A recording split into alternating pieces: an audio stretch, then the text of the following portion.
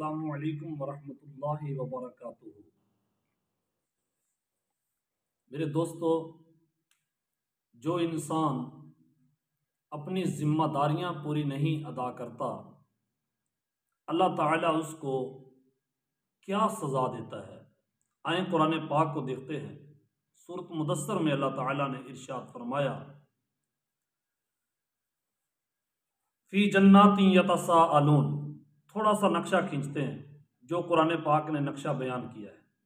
فی جنات یتساءلون عن المجرمین ما سلککم فی سقر۔ جب جنتیوں کو دوزخی لوگ دکھائے جائیں گے، وہ ان مجرمین کو دیکھ کر کہیں گے، ما سلککم فی سقر، اوے تمہیں کون سی چیز جہنم میں لے کے آ گئی، تم جہنم میں کیسے چلے گئے؟ اب وہ کیا کیا جواب دیں گے، کن وجہ سے کون کون سے لوگ جہنم میں پڑے ہیں، یعنی مختلف لوگ جواب دیں گے۔ کچھ لوگ کیا جواب دیں گے، کچھ لوگ کیا جواب دیں گے، ان کا جواب اللہ تعالیٰ نے قرآن پاک میں بیان کر دیا ہے۔ آپ یہ بھی بار بار اس کو سمجھیں کہ اللہ تعالیٰ نے قرآن پاک میں ارشاد فرمایا ہے کہ ہم نے پچھلی جو قومیں برباد ہو چکی ہیں ان کا ذکر بھی اس قرآن میں بیان کیا ہے، اور جن پر اللہ نے انعام کیا ہے ان کا ذکر بھی اللہ نے اس قرآن میں بیان کیا ہے، اس لیے تاکہ تم ان کاموں سے بچو جن کاموں کی وجہ سے پچھلی قومیں ہلاک ہوئیں۔ تم وہ کام نہ کرنا جس کی وجہ سے وہ لوگ جہنم چلے گئے۔ اب یہاں بھی یہی بتایا جا رہا ہے کہ جن کاموں کی وجہ سے وہ لوگ جہنم میں سڑ رہے ہوں گے، تمہیں پہلے بتایا جا رہا ہے اس قرآن کو حقیقت سمجھنا، تم وہ کام ہرگز نہ کرنا جو کام وہ کر کے، جو نافرمانیاں وہ کر کے جہنم کا ایندھن بنے۔ اب وہ کیا کہتے ہیں؟ پہلا وہ کہتے ہیں قالوا لم نکو من المصلین، ہم نماز نہیں پڑھتے تھے، ہم نماز نہیں پڑھتے تھے۔ آگے انہوں نے جواب دیا وَلَمْ نَكُ نُطْعِمُ الْمِسْكِينَ، اور ہم غریبوں مسکینوں کو کھانا نہیں کھلاتے تھے، یعنی غریبوں مسکینوں کا ہم حق ادا نہیں کرتے تھے۔ وَكُنَّا نَخُوضُ مَعَ الْخَائِضِينَ، اور بری فکر رکھنے والوں کے ساتھ ہم بھی بری فکر ہی رکھا کرتے تھے، یعنی جو برے اعمال کرنے والے لوگ سوچا کرتے تھے یا کافر لوگ سوچا کرتے تھے، ہم بھی ویسی ہی سوچ رکھتے تھے۔ وہ سوچ کیا تھی؟ وَكُنَّا نُكَذِّبُ بِيَوْمِ الدِّينِ، ہم یوم حساب کو جھٹلایا کرتے تھے، یعنی قیامت کے دن حساب ہوگا کہ نہیں، جیسے گانے بنے ہوئے ہیں، جب ہوگا حساب پھر دیکھ لیں گے۔ پنجابی میں وہ گانا ہے نا، جدو ہوئے گا حساب پھر ویکھ لواں گے، یعنی وہ مذاق اڑایا کرتے، جب ہوگا حساب پھر دیکھی جائے گی۔ یہ اللہ کے قرآن، نبی پاک کے فرمان، اللہ کے وحدانیت اور نبی کریم صلی اللہ علیہ وسلم کی رسالت کا انکار ہے۔ اس جملے میں ہی پورے کے پورے دین کا انکار ہے۔ کیوں؟ اس لیے کہ جس نے اللہ کو مانا اسی نے یوم آخرت کو مانا۔ اللہ کو ماننے کا مطلب ہی یہ ہے کہ یوم آخرت کو ماننا۔ اس لیے اے میرے دوستو، اب اللہ تعالیٰ قرآن پاک میں وہ نقشہ بیان کر رہا ہے تاکہ کسی بھول میں کوئی انسان نہ رہ جائے۔ اب فرمایا کیا جا رہا ہے؟ وَكُنَّا نُكَذِّبُ بِيَوْمِ الدِّينِ، ہم یوم آخرت کو یعنی حساب کے دن کو ہم جھٹلایا کرتے تھے۔ کب حساب ہوگا؟ ابھی تو ہم لینا، ابھی تو سب کچھ اپنے قبضے میں کریں، جب حساب ہوگا دیکھی جائے۔ اب یہ آدمی تہجد گزار ہو، نماز پڑھے، حج کرے، اس کا مطلب ہے یہ سارے اعمال دکھلاوے کے ہیں۔ کیا کوئی دکھلاوے کی نماز پڑھ سکتا ہے؟ اتنی مشکل تو نماز ہے، جی پڑھ سکتا ہے۔ نبی کریم صلی اللہ علیہ وسلم نے خود ارشاد فرمایا کہ بہت سارے نمازی ایسے ہوتے ہیں جو نماز پڑھ کر فارغ ہوتے ہیں اور ان کی نماز ان کے منہ پر ماری جاتی ہے، اس لیے کہ انہوں نے نماز اللہ کے ڈر کی وجہ سے نہیں پڑھی ہوتی، بلکہ انہوں نے دکھلاوے کی نماز پڑھی ہوتی کہ لوگوں میں ہماری نیک نامی ہو۔ اس لیے وہ لوگ یوم آخرت کو جھٹلانے والے ہوتے ہیں۔ آگے اللہ تعالیٰ نے ارشاد فرمایا حتی اتانا الیقین، یہاں تک کہ ہمارا موت کا وقت آ گیا، یعنی اس حال میں ہم رہے، توبہ نہیں ہم نے کی، توبہ بھی نہیں کی، لوگوں کا مال لوٹا واپس بھی نہیں کیا، جن کا دل دکھایا تھا اور جن کو پریشان کیا تھا، جن کو تکلیفیں دی، جن کو اذیتیں دی، جن پر ظلم کیے، ہم نے ان سے معافی بھی نہیں مانگی اور موت بھی آ گئی۔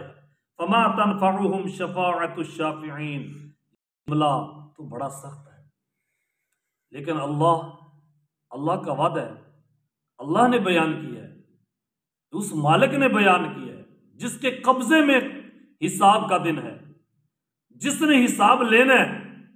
اب وہی ارشاد فرما رہا ہے فما تنفعهم شفاعت الشافعین، انہیں کسی کی سفارش کرنے والے کی بھی سفارش ان کو کوئی کام نہیں دے گی، ان کے کسی کام نہیں آئے گی سفارش کرنے والوں کی سفارش۔ کیا مطلب ہے؟ سفارش کن لوگوں نے کرنی ہے؟ پیغمبروں نے، نبی کریم صلی اللہ علیہ وسلم نے، اللہ کے نیک بندوں نے۔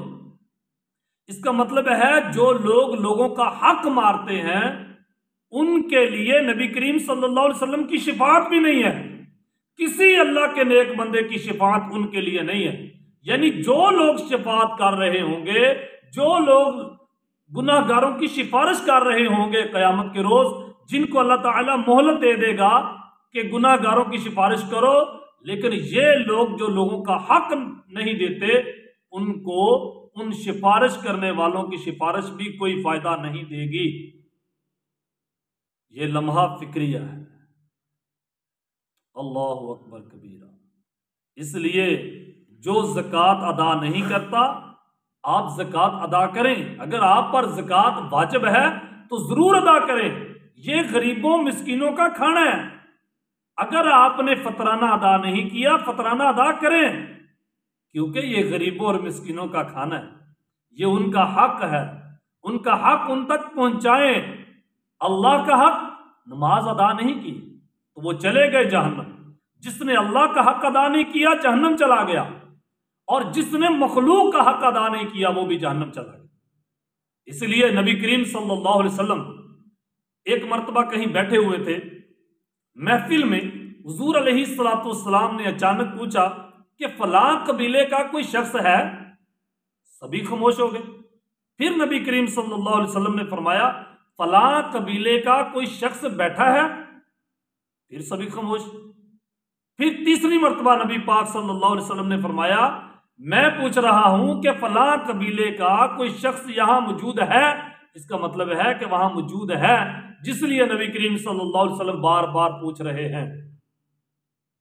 جب وہ آدمی کھڑا ہوا اس قبیلے کا، نبی پاک صلی اللہ علیہ وسلم نے فرمایا کس چیز نے تمہیں بٹھائے رکھا جبکہ میں نے 3 مرتبہ پوچھا ہے، 2 مرتبہ تو نے جواب کیوں نہیں دیا؟ پھر نبی کریم صلی اللہ علیہ وسلم نے ارشاد فرمایا سن، تمہارے قبیلے کا فلاں آدمی فوت ہوا تھا اور بڑا نیکوکار تھا، بڑا پرہیزگار تھا، متقی تھا، اللہ سے ڈرنے والا تھا، لیکن اس نے فلاں انسان کے ساتھ زیادتی کی تھی، یعنی اس کا کچھ مال لے لیا تھا، واپس نہیں دیا تھا۔ نبی پاک صلی اللہ علیہ وسلم نے فرمایا اس زیادتی نے اس کو جنت سے روک رکھا ہے، تم جلدی کرو اس کے قبیلے میں جا کر خبر دو کہ وہ مال اسے واپس کر دے تاکہ یہ نیک بندہ جنت میں چلا جائے۔ ہائے ہائے، وہ نیک متقی پرہیزگار جس کا ذکر ہو رہا ہے وہ بندہ صحابی ہی ہوگا، کیونکہ نبی کریم صلی اللہ علیہ وسلم کے دور مبارک کی بات، حضور علیہ الصلوۃ والسلام اس شخص کے بارے میں کہہ رہے ہیں۔ نبی علیہ الصلوۃ والسلام نے فرمایا ان کے گھر والوں کو، ان کو قبیلے کو کہہ کے آؤ کہ اس کا حق جس نے اس کا مارا تھا وہ واپس کر کے آئے، اس لیے کہ اللہ تعالیٰ اس کو جنت جانے سے اللہ نے روک دیا ہے تب تک جب تک اس کا حق ادا نہیں ہوتا۔ اس لیے پیارے نبی کریم صلی اللہ علیہ وآلہ وسلم اکثر جنازے میں جب پوچھتے کہ اس نے کسی کا قرض دینا ہے، تو اگر کوئی کہتا جی اس نے کسی کا قرض دینا ہے، فرمایا جاتا اس نے کوئی پیچھے مال چھوڑا ہے قرض اتارنے کے لیے؟ تو جواب آتا کہ نہیں چھوڑا، نبی علیہ السلام فرماتے میں اس کا جنازہ نہیں پڑھاتا۔ کیوں؟ وہ تو رحمت للعالمین ہے۔ وہ اس لیے کہ وہ اللہ کے قانون کو جانتے ہیں، وہ ان تمام معاملات کو جانتے ہیں، وہ ہمارے استاد بن کے آئے ہیں، اللہ کے پیغمبر ہیں، اللہ کے رسول ہیں، ہمارے لیے پوری کائنات میں سب سے بہترین ہمارے مرشد اعظم نبی کریم صلی اللہ علیہ وسلم ہی بن کر آئے۔ وہ ہمیں سمجھا رہے ہیں کہ اے لوگوں، اگر کسی نے کسی کا حق مارا ہے تو اس کو کیا فائدہ ہے؟ جب تک اس کا حق واپس نہیں ہوگا وہ بندہ جنت میں داخل نہیں ہو سکتا۔ یہاں تک کہ اگر کسی نے کسی کا حق مارا ہے تو وہ بندہ اللہ کے راستے میں شہید بھی ہو جائے، جب تک وہ حق واپس نہیں ہوگا اس وقت تک وہ بندہ جنت میں نہیں جا سکتا۔ اب دیکھیے کہ ہم نے کس کا حق مارا ہے۔ توبہ اس کا نام ہے، آپ ڈائری نکالیں، اس کے اوپر جن جن لوگوں کا آپ نے حق مارا ہے، اللہ کے واسطے اپنی قبر کو یاد کر کے، اپنی موت کو یاد کر کے، محشر کو یاد کر کے، اگر آپ واقعی ہی قیامت پر ایمان رکھتے ہیں، قبر کے عذاب پر ایمان رکھتے ہیں، اللہ کے حساب لینے پر واقعی ہی ایمان رکھتے ہیں، تو پھر جلدی کیجیے، توبہ کیجیے۔ اگر آپ نے زکوٰۃ ادا نہیں کی، لکھیں اوپر ڈائری، کسی کا حق مارا ہے لکھیں، پوری ڈیٹیل لکھیں، جس کا حق کھایا ہے، جس کا قرضہ ابھی واپس نہیں دیا اس کا نام لکھیں، اور پورا تہیہ کریں کہ انشاءاللہ میں جلدی سے جلدی اس کا قرض واپس لوٹاؤں۔ یہ ہے توبہ، اسے کہتے ہیں توبہ۔ تلافی کے بعد ہی معافی ہوتی ہے۔ جب کوئی کسی بندے کو قتل کیا جاتا ہے تو قتل کرنے کے بعد اس کے پاؤں نہیں پکڑے جاتے۔ قتل کرنے کے بعد سب سے پہلا حکم کیا ہے؟ قتل کا بدلہ قتل ہوگا۔ تو یہ ہے اللہ تعالیٰ کا قانون۔ اللہ تعالیٰ نے تو یہاں تک ارشاد فرمایا اگر کوئی قتل کر دے اور مقتول کے گھر والے اسے معاف کرنا چاہیں، ان کو بھی اللہ تعالیٰ نے یہ فرمایا ہے کہ اگر تم قتل کے بدلے قتل کرو گے تو یہ انسانیت کے لیے بہتر ہے، یہ حیاتی کے لیے بہتر ہے۔ کیوں؟ اس لیے جب قتل کے بدلے قتل کیا جائے گا تو معاشرہ سدھر جائے گا، معاشرہ امن میں آ جائے گا۔ یہ ہے کہ صرف ہر کام کی معافی ہی حال نہیں ہوتا، بلکہ کچھ کام ایسے ہیں جن کی تلافی کرنا بہتر ہوتا ہے، تلافی اس کا حل ہوتا ہے۔ یعنی جو چیز واپس پہلے لی ہے، جو حق مارا ہے، پہلے وہ حق واپس لوٹایا جائے، اسے تلافی بولتے ہیں۔ اس لیے آپ ڈائری نکالیں، یہ ماہ رمضان ہے اور خوبصورت برکتوں والا خوبصورت ترین یہ مہینہ ہے۔ اس مہینے میں اگر آپ توبہ کرتے ہیں تو پھر اس کا درجہ بھی بڑا بلند ہوگا۔ توبہ یہی ہے، ڈائری نکالیں، جس کا حق مارا ہے تو اس کا نام لکھیں، کسی کو تکلیف دی ہے، اذیت دی ہے، اس کا نام لکھیں اور اس سے جا کر معافی مانگے۔ اگر آپ معافی نہیں مانگ سکتے، وہ لوگ چلے گئے، وہ لوگ فوت ہو گئے، آپ ان کو بخش دیں کہ اگر آپ نے ہمارا دل دکھایا تو میں نے انہیں معاف کیا، پھر پکی توبہ کریں۔ اس کے بعد آپ کبھی ایسا کام نہ کریں، کسی کی دل آزاری نہ کریں، کسی کو تکلیف نہ دیں، کسی کا حق نہ کھائیں۔ پھر کیا ہوگا؟ جن کا تو نے پہلے دل دکھایا تھا، پھر اللہ تعالیٰ جب تجھ پہ خوش ہو جائے گا تو ان کو حساب، ان کا اجر اللہ تعالیٰ اپنی بارگاہ سے خود ہی دے کر ان کو راضی کر دے گا۔ یہ اللہ کی نعمتیں ہیں، یہ اللہ کا فضل ہے جو اللہ اپنے بندوں پر کرتا ہے، لیکن کرتا تب ہے جب بندہ اس کی فرما برداری کرتا ہے۔ اللہ تعالیٰ ہمیں اللہ تعالیٰ کی فرما برداری کی توفیق عطا فرمائے۔